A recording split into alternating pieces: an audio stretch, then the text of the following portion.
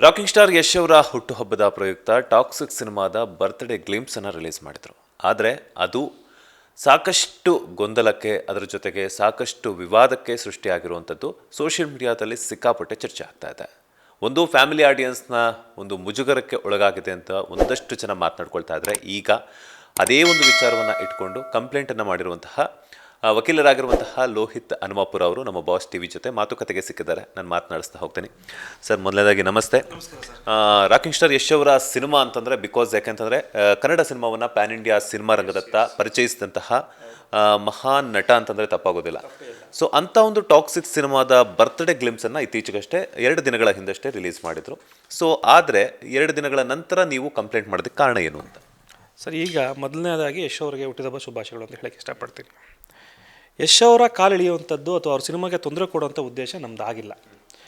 ನಮ್ಮ ಉದ್ದೇಶ ಬಹಳ ಸಿಂಪಲ್ಲು. ಏನಂದರೆ, ಏನು ಸೆನ್ಸಾರ್ ಮಂಡಳಿ ಇದೆ, ಇವರು ಟೀಸರ್ಸ್ಗಳನ್ನ ರಿಲೀಸ್ ಮಾಡಬೇಕಂದಾಗ ಸರ್ಟಿಫಿಕೇಷನ್ನ ನೀವು ಕೊಡ್ತಾ ಇದ್ದೀರಾ, ಸಂತೋಷ.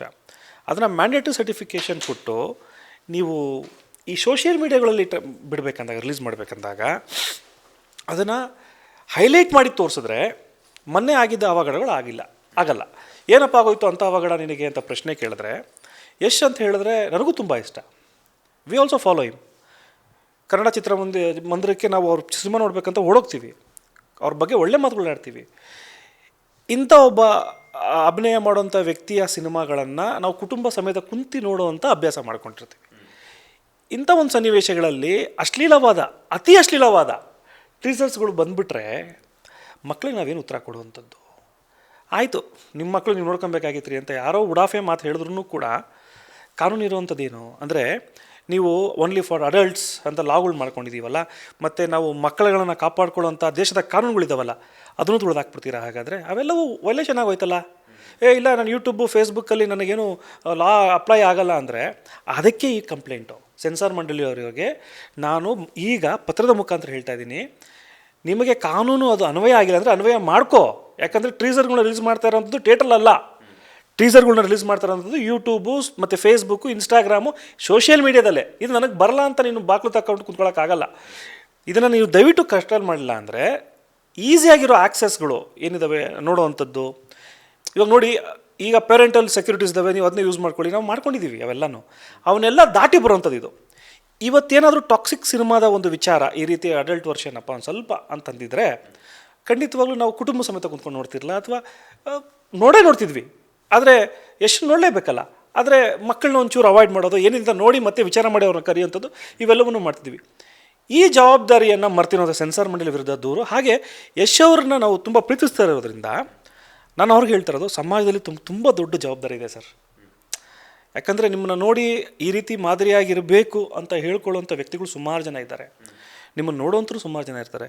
ದೇವ್ರು ಕೊಟ್ಟಿರೋವಂಥ ಆ ಒಂದು ಸ್ಥಾನಮಾನವನ್ನು ನಿಮ್ಮನ್ನು ನೋಡಿ ಎಷ್ಟೋ ಜನ ಟರ್ನ್ ಆಗಬೇಕಂದಾಗ, ನೀವು ಕರ್ನಾಟಕದ ತಳಿ, ಇಲ್ಲಿ ನೀವು ಎಷ್ಟೇ ಎತ್ತರಕ್ಕೆ ಬೆಳೆದ್ರು, ಹಾಲಿವುಡ್ಗೆ ಬೆಳೆದ್ರು ನಮ್ಮಷ್ಟು ಸಂತೋಷ ಯಾರೂ ಪಡೋಷ್ಟಕ್ಕೆ ಸಾಧ್ಯವೇ ಇಲ್ಲ ಪ್ರಪಂಚದಲ್ಲಿ.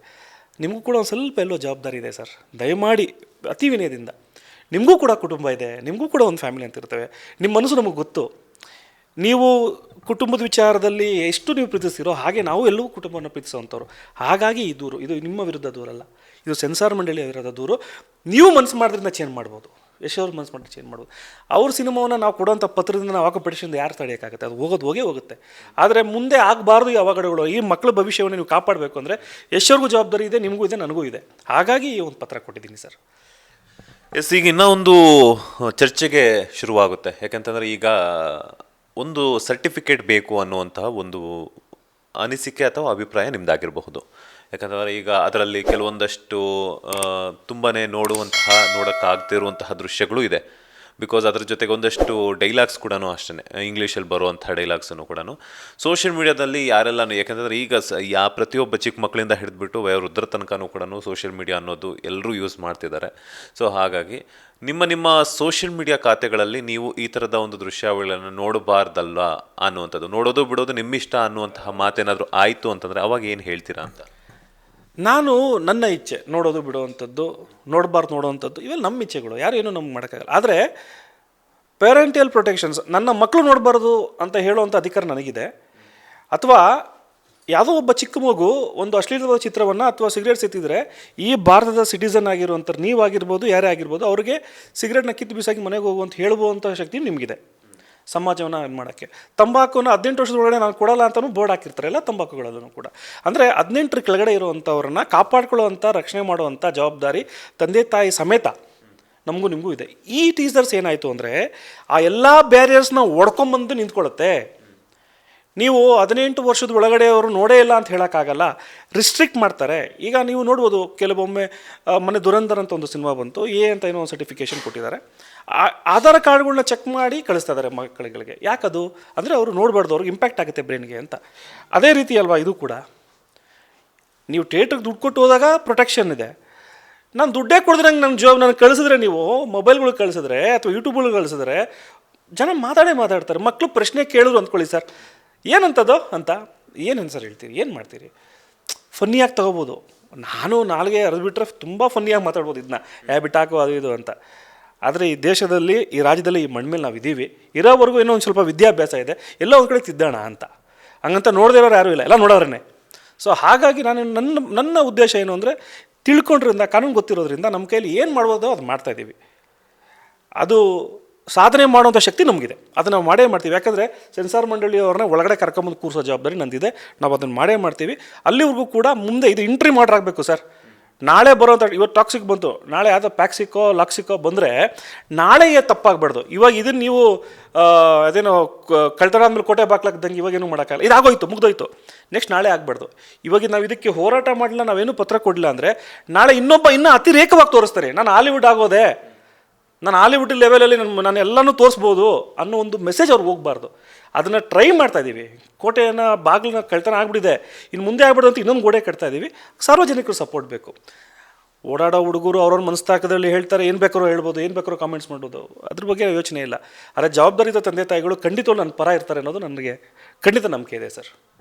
ಸರ್, ಈಗ ಟಾಕ್ಸಿಕ್ ಸಿನಿಮಾಗಿಂತ ಮುಂಚೆ ಸಾಕಷ್ಟು ಸಿನಿಮಾಗಳು ಕೂಡ ರಿಲೀಸ್ ಆಗಿದೆ. ಅದರ ಜೊತೆಗೆ ಅದರ ಟೀಸರ್ಸ್ ಆಗಿನೇ ಟ್ರೈಲರ್ಸ್ ಕೂಡ ರಿಲೀಸ್ ಆಗಿರುವಂಥದ್ದು ಸರ್. ಅದರಲ್ಲೂ ಕೂಡ ಸಾಕಷ್ಟು ಒಂದು ಅಸಭ್ಯವಾದಂಥ ದೃಶ್ಯಗಳು ಕೂಡ ನೀವು ನೋಡಿರ್ತೀರ. ಸೊ ಟಾಕ್ಸಿಕ್ಗೆ ಯಾಕೆ ಈ ಒಂದು ಕಂಪ್ಲೇಂಟು ಅಂತ? ಇಷ್ಟು ಇಂಟರ್ನೆಟನ್ನು ಒಡೆದು ಬಿಸಾಕಿರುವಂಥ ಯಾವ ಟ್ರೈಲರ್ಗಳು ನಿಮಗೆ ರೆಕಾರ್ಡ್ಸ್ ಬ್ರೇಕ್ ಮಾಡಿರೋದಿಲ್ಲ ಸರ್. ಇಷ್ಟು ಕಾತರವಾಗಿ ಯಶ್ನ ಪ್ರೀತಿಸಿ ನೋಡೋವಂಥವ್ರು ಕೂಡ ಯಾರು ನನ್ನ ಪ್ರಕಾರ. ಯಾಕೆ ನಾವು ಕೂಡ ಪ್ರೀತಿಸಿ ಕಾಯ್ದಿರೋವಂಥವ್ರು, ಬಂತಾ ಅಂತ, ಕೋಟಿಂದ ಆಚೆ ಬಂದಿದೆಯಾ ಅಂತ ಬಂದು ನೋಡೋವಂಥವ್ರು ನಾವು. ಸೊ ಇದು ಕರೆಕ್ಟಾಗಿ ಕಾಣಿಸುತ್ತೆ. ಮತ್ತು ಇಷ್ಟು ಅತಿರೇಕವಾಗಿ ನೀವು ನೋಡ್ಬೋದು, ಒಂದೊಂದು ಸೀನಲ್ಲೂ ಕೂಡ ಅತಿರೇಕವಾಗಿದೆ. ಮತ್ತು ಇದ್ರ ಬಗ್ಗೆ ಮಾತಾಡಿದಷ್ಟು ಕಾಮೆಂಟ್ಸ್ಗಳು ಜನರಿಗೆ ಆಗಿರೋ ನೋವು ಕೂಡ ಬೇರೆ ಯಾವ ಸಿನಿಮಾದಲ್ಲೂ ಆಗಿಲ್ಲ. ನೀವು ಮಚ್ಚು ಲಾಂಗ್ನ ತೋರ್ಸಂಗ, ರಕ್ತ ತೋರ್ಸಂಗಿಲ್ಲ, ಬಾಡಿ ತೋರ್ಸಂಗ ಅದೆಲ್ಲ ಇದೆ. ಅಶ್ಲೀಲತೆಯನ್ನು ಹಾಲಿವುಡ್ ಲೆವೆಲ್ಗೆ ಇದೇನೂ ಇಲ್ಲ, ಒಪ್ಕೊಳ್ಳೋಣ. ನಾವು ಎಲ್ಲರೂ ನೋಡ್ತೀವಿ ಹಾಲಿವುಡ್ ಮೂವಿಗೆ. ಬಟ್ ಎಲ್ಲೋ ಒಂದು ಕಡೆ ಸೆಂಟಿಮೆಂಟ್ಸ್ ಇರುತ್ತೆ ಸರ್, ಎಲ್ಲೋ ಒಂದು ಕಡೆ ಪ್ರೀತಿ ಇರುತ್ತೆ, ಎಲ್ಲೋ ಒಂದು ಕಡೆ ಗೌರವ ಇರುತ್ತೆ. ಎಲ್ಲವನ್ನೂ ಕೂಡ ಎಲ್ಲೋ ನಮ್ಮ ಯಶೋರನ್ನ ಬಳಸ್ಕೊಂಡು ಈ ಥರ ಮಾಡ್ಕೊಂಬಿಟ್ರಾ, ಒಡೆದೇ ಹೋಯ್ತಾ? ಅಥವಾ ಎಲ್ಲ ಕನ್ನಡದವರು ಪ್ಯಾನ್ ಇಂಡಿಯಾ ವರ್ಲ್ಡ್ ಅಂತ ತೋರ್ಸೋಕೋಗಿ ನಮ್ಮ ಕಲ್ಚರ್ನ ಮರ್ತೋಗ್ಬಿಟ್ರಾ? ನಮ್ಮ ಮನೆ ದೇವರು ನಾವು ಇಟ್ಟಿರೋದನ್ನ ದೇವಸ್ಥಾನಕ್ಕೆ ಹೋದಾಗ ನಾವೇನೋ ಮಾಡೋಕ್ಕಾಗಲ್ಲ, ನಾವು ಎಲ್ಲಿದ್ದೀವೋ ನಮ್ಮ ಗೂಡು ಅದೇ. ಸೊ ಹಾಗಾಗಿ ಅದು ಒಂದು ಕಡೆ ಇದ್ದರೂ ಕೂಡ, ಆ ಸೆಂಟಿಮೆಂಟ್ಸ್ ಒಂದು ಕಡೆ ಇದ್ದರೂ ಕೂಡ, ಇದು ಎಲ್ಲವನ್ನೂ ಬ್ಯಾರಿಯರ್ಸ್ ಮೀರಿ ಹೋಗಿದೆ. ಬೇಕಾದ್ರೆ ತಾವು ಒಂದು ಸಲ ಟ್ರಯಲ್ ನೋಡ್ಬೋದು, ಇನ್ನೊಂದು ಸಲ ನೋಡ್ಬೋದು, ಸೂಕ್ಷ್ಮವಾಗಿ ನೋಡ್ಬೋದು, ಎಲ್ಲ ಒಡೆದೊಂಟೋಗಿದೆ. ಸೊ ಹಾಗಾಗಿ ಇದನ್ನು ಮಾಡಲೇಬೇಕಾಗತ್ತೆ ಸರ್. ಇದು ಪ್ರಾರಂಭ ಹಾಗೂ ಕೂಡ ಮಾತಾಡಿದ್ದೀವಿ. ಆದರೆ ಈ ರೀತಿ ಅದು ದಾಟಿರಲಿಲ್ಲ ಸರ್, ತುಂಬ ಲಿಮಿಟ್ಸ್ ದಾಟಿ ಹೋಗ್ಬಿಟ್ಟೋಗಿದೆ ಅನ್ನೋ ಥರ ಕಾಣಿಸ್ತಾ ಇದೆ ಇದು. ಅಂದರೆ ಯಶ್ ಅವರು, ರಾಕಿಂಗ್ ಸ್ಟಾರ್ ಯಶ್ ಅವರು ಕನ್ನಡದವರು ಅನ್ನೋ ಒಂದು ಕಾರಣಕ್ಕೆ, ಕನ್ನಡದವರು ಆಗಿರೋದ್ರಿಂದ ಕನ್ನಡದ ಜನತೆಗಾಗಿರ್ಬೋದು, ಕನ್ನಡದ ಜನರ ಮಕ್ಕಳಿಗಾಗಿರ್ಬೋದು, ಯಾವುದೇ ರೀತಿಯಂತಹ ಮುಜುಗರವಿಲ್ಲದಂತೆ ನೋಡುವಂತಹ ಸಿನಿಮಾಗಳು ಬೇಕು ಅನ್ನುವಂಥ ನಿಟ್ಟಿನಲ್ಲೇ ನೀವು ಈ ಒಂದು ಕಂಪ್ಲೇಂಟನ್ನು ರೈಸ್ ಮಾಡಿದ್ರ? ಎಲ್ಲ ಒಂದು ಕಡೆ ಇದೆ ಸರ್. ಅಂದರೆ ನಾವು ಅದಕ್ಕೆ ರಾಜ್ಕುಮಾರ್ ಅವ್ರನ್ನ ತುಂಬ ನೆನೆಸ್ಕೊಳ್ಳೋದು ಸರ್. ಯಾಕೆಂದರೆ ನಾವು ಈ ಜನ್ರೇಷನ್ ಮಕ್ಕಳಾದ್ರೂ ಕೂಡ ಅವ್ರನ್ನ ನಾವು ಯಾಕೆ ನೆನೆಸ್ಕೊತೀವಿ ಅಂದರೆ, ಯಾವುದೇ ಕೂಡ ಜನರು ನನ್ನನ್ನು ನೋಡಿ ಅದೇ ಥರ ಇಂಪ್ಯಾಕ್ಟ್ ಆಗ್ತಾರೆ ಅನ್ನೋ ಒಂದು ತಲೆಲಿತ್ತು ಅವ್ರಿಗೆ. ಜನರು ನಮ್ಮನ್ನು ಅನುಸರಿಸ್ತಾರೆ ಅನ್ನೋ ಥರ ಇತ್ತು. ಎಷ್ಟೇ ಏನೇ ಬಂದರೂ ಕೂಡ ಒಂದು ದಿನವೂ ಕೂಡ ಸ್ಕ್ರೀನ್ ಮೇಲೆ ಸಿಗರೇಟ್ ತೋರಿಸ್ದವ್ರಲ್ಲ, ಎಂಡ ತೋರಿಸ್ದವ್ರಲ್ಲ. ಅಂದರೆ ಅಳವಡಿಸ್ಕೊತಾರೆ ಜನ ಅಂತ ಜವಾಬ್ದಾರಿ ಇತ್ತು. ಸ್ಥಾನಮಾನಗಳ ಜೊತೆ ಜವಾಬ್ದಾರಿ ಇರುತ್ತಲ್ಲ, ಅದು ಭಾಳ ಮುಖ್ಯ.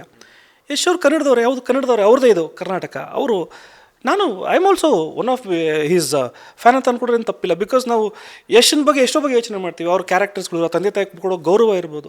ಎರಡೂ ವಿಷಯ ಹೇಳ್ತೀನಿ ಸರ್. ಒಂದು, ಅವ್ರ ತಂದೆ ತಾಯಿ ಜಮೀನು ಜಗಳ ಆದಾಗ ಇಮಿಡಿಯೇಟಾಗಿ ಹೋಗುವಂಥದ್ದು, ಯಾರೋ ಅಭಿಮಾನಿ ಸೂಸೈಡ್ ಆದಾಗ ಬಂದು ಹೇಳೋದು, ನಾವು ಮನುಷ್ಯ ಕಣಯ್ಯ, ಇದೆಲ್ಲ ನ್ಯಾಚುರಾಲಿಟಿ.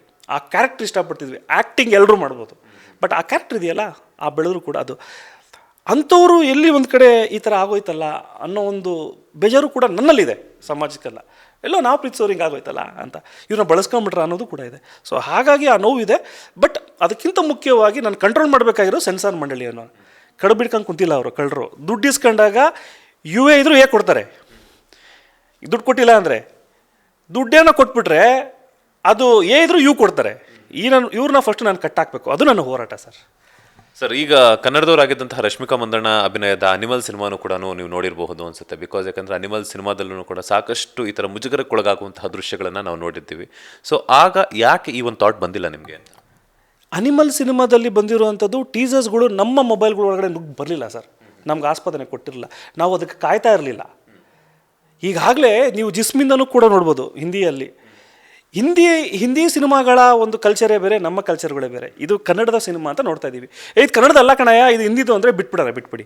ಆ ಪ್ರೀತಿ ವಿಶ್ವಾಸ ಇರೋದಕ್ಕೋಸ್ಕರ ನಾವು ಮಾಡ್ತಾ ಇದ್ದೀವಿ ಸರ್. ನಮ್ಮ ಸಿನಿಮಾ ರೀ ಇದು, ನಮ್ಮ ಯಶ್ ಅಂತ ನೋಡ್ತಾ ಇದ್ದೀವಿ. ಮತ್ತು ನಾವು ಕಾದು ನೋಡಿ ಮತ್ತು ನುಗ್ಗೊಂಬಂದಿದೆಯಲ್ಲ, ಅನಿಮಲ್ ಸಿನಿಮಾ ಯಾವುದೇ ಈ ಥರ ರೆಕಾರ್ಡ್ಸ್ಗಳನ್ನ ಮಾಡಿರಲಿಲ್ಲ. ಎಲ್ಲೋ ಒಂದು ಕಡೆ ಇವರಿಂದ ಒಳ್ಳೇದೇ ಆಗ್ತಿದೆಯಲ್ಲ ಸರ್, ಅದನ್ನು ತೊಗೊಳ್ಬೋದಲ್ಲ. ಪರ್ಸ್ನಲ್ ಎಲ್ಲ ಏನೂ ಇಲ್ಲ ಸರ್. ಪ್ರೀತಿ ವಿಶ್ವಾಸ ಜಾಸ್ತಿ ಇರೋದಕ್ಕೋಸ್ಕರ ಈ ಆಕ್ರೋಶ ಅನಿಸುತ್ತೆ ನನಗೆ. ಸೊ ಹಾಗಾಗಿ ಈ ಒಂದು ಹೋರಾಟ ಸರ್. ಓಕೆ, ಫೈನಲಿ ಈಗ ಒಂದು ಸೆನ್ಸರ್ ಮಂಡಳಿಗೆ ನೀವು ಒಂದು ಕಂಪ್ಲೇಂಟನ್ನು ರೈಸ್ ಮಾಡಿದ್ದೀರಾ. ಸೊ ಯಾವ ರೀತಿಯಂತಹ ಕ್ರಮಗಳನ್ನು ತಗೋಬೇಕು ಅನ್ನುವಂಥದ್ದು ನಿಮ್ಮ ಮನವಿ ಆಗಿದೆ ಅಂತ?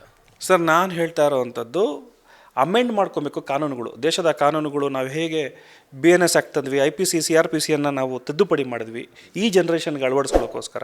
ಆ ರೀತಿಯಾಗಿ ನೀವು ಟೀಸರ್ಸ್ಗಳು ಕೂಡ ನೀವು ಕೊಡ್ತಿದ್ದೀರಿ, ಸರ್ಟಿಫಿಕೇಟ್ಸ್ ಕೊಡ್ತೀರಿ, ಇಲ್ಲ ಅಂತಲ್ಲ.